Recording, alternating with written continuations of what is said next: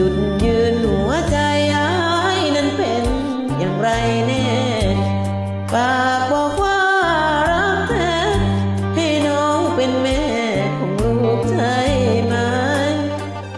แต่การกระทำที่เห็นนั้นกลับกลายยิ่งพบยิ่งเห็นตัวตนอ้ายคำพูดกับใจสวนทางกันเองถึงน้องหักอ้า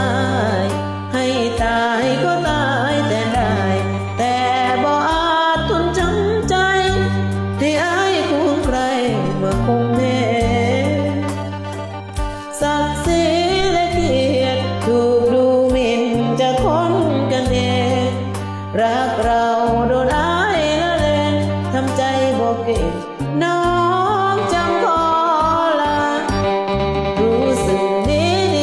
ตอนอ้ายนั้นมีรักใหม่แต่เมื่อหูบ่จริงใจน้องทนบ่ได้ดอกอ้ายจ้าหมดความภูมิใจหมดอะไรในคำสัญญายามเจ็บยิ่งเห็นแววตาที่อ้ายมองมันน้องรักบ่ได้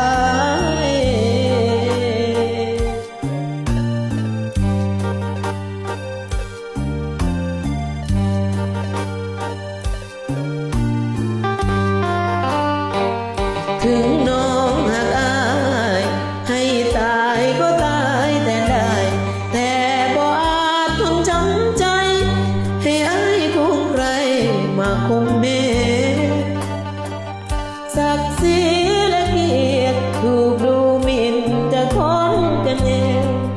รักเราโดนอ้ายละเลงทำใจบ่เก่งน้